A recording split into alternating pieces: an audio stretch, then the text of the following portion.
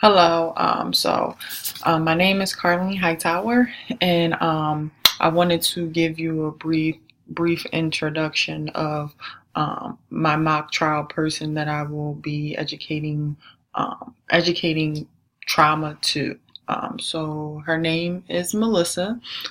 She's a patient at the psychiatric hospital that I work at, and she does not have her biological mother in her life due to her mother choosing to do drugs and drink over forming a relationship and a bond with her.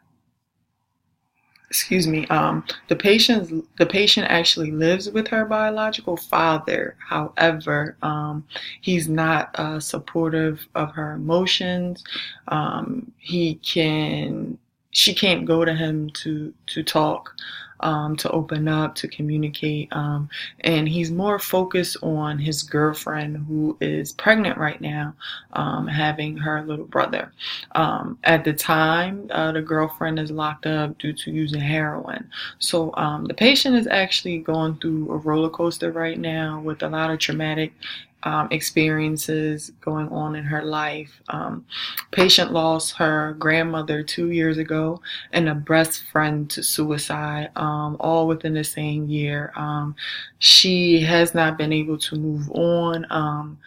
I know she shared with me a story about when her grandmother had passed away. She left her a necklace, and the necklace was just like a gem, and it was very expensive. However, the father took it and sold it so he can get a gold watch. So the relationship between the patient and the biological father also is rocky, but more he's more involved than the mother, and the patient, Melissa, allows the father to be more involved opposed to the mother. Um, the patient is still emotional about it. The patient was presented to the psychiatric hospital with depression and suffering from suicidal ideation. She does not trust any type of relationship due to everyone walking out or leaving her hanging high and dry. So she's very skeptical of allowing people in her life. And if she does, she most likely always throws out there, whatever I do for you, you don't have to do back in return. So it's like she tries not to get her hopes up as high. So she's more reluctant to share things and be as open because she just doesn't want to get hurt anymore through the traumatic experiences she has been encountering. So I'm gonna get ready to do my presentation with my patient. Hi, Melissa. I was under the impression that you wanted to speak to me. Okay, yes. Right now is a good time if you would like. If you have time to actually spare, we can, sit down, just discuss what's going on. Is that all right? Okay. So, just explain to me. I know you shared a little bit in group about losing your grandmother. Now, how was that your mom's mom? Okay, okay. Yes, okay. So, have you been able to actually grieve? No. And why not? Okay, okay. You weren't ready to face it. It was unreal to you. Okay. Were you able to, say goodbye to your grandmother? Or was it something like you know, um, out of the blue, unexpected that she just passed away? Okay, okay, okay. So I know that could be very hard for you, not being able to, say your goodbyes, especially to somebody that has such an impact in your life. So I definitely can understand and relate to what you're going through right now. Okay, all right, all right. You don't feel as though you had any support? Okay, okay. And you don't have a very good relationship with your mother, is that correct? All right. Well, let me give you just a little background on the importance of having a great support system, especially when experiencing trauma. Like Perry mentioned, who is the author of The Boy Who Was Raised as a Dog, he shared how important it is to have a good support system, which will help with the healing process and allow one to communicate how they're feeling at that point in time. Basically, being able to have someone to vent to, tell what's going on in their mind. This is a very important part of healing, being able to get over, unexpected deaths in the family, such as your grandmother, or any type of traumatic experience, such as also like your best friend committing suicide. It's always good to have a great support system. Whether it's your family, your friends, your guidance counselor at your school, you should always seek out someone to be able to express your emotions, your feelings to, because holding it in, it's not good for you. And then the littlest thing may happen to you and boom, you're ready to blow up like a bomb. You're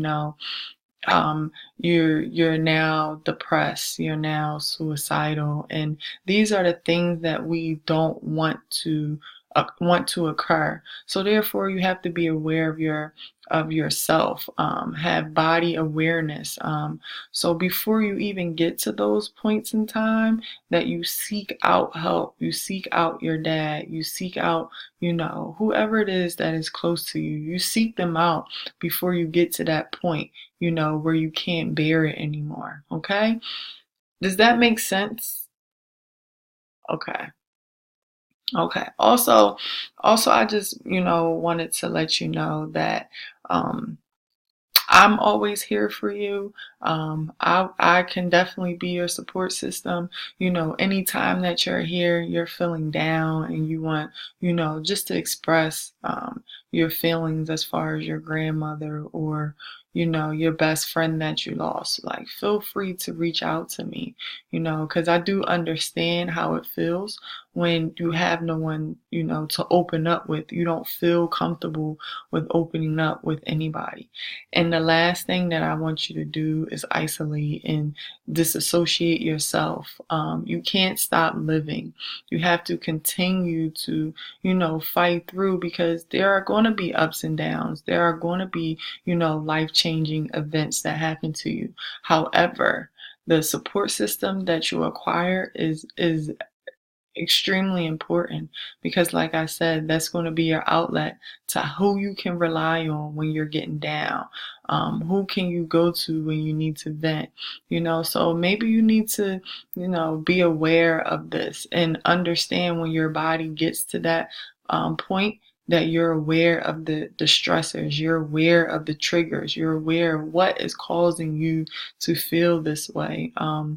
And I hope that will, give you a little um guidance to, how you want to go about things and where you want to take the next step, because you got to continue to live. I know your grandmother and your best friend is looking down on you, and I know they're very proud of you to continuing with the fight in life, and you have to continue to be strong. And then it's okay to go to, your safe place, um, and disassociate yourself for a time being. However, I need you to come back to reality and be able to face, the fact that you're not going to be able to see your grandmother anymore. You're not going to be able to see your best friend anymore, but be okay with that, because you still have the memories.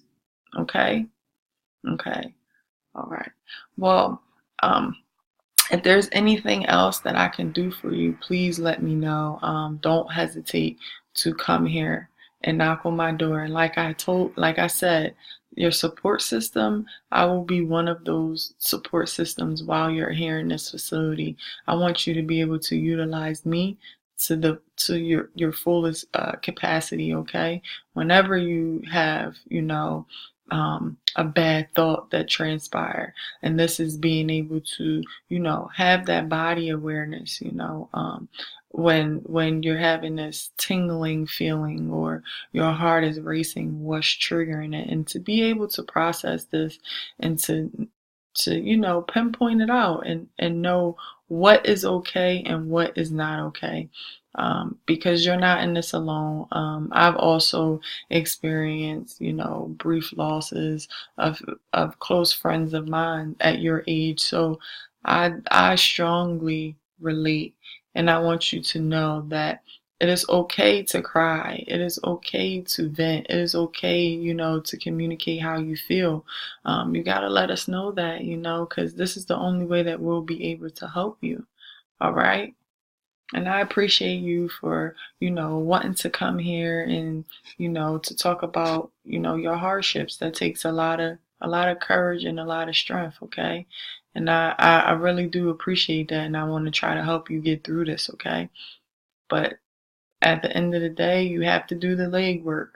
I can only, be there to assist you. You have to be willing to, get over the hump, okay? All right. So I'll see you in group later, all right? And I definitely want you to share and open up a lot more, okay? All right. All right, Melissa. Have a good one.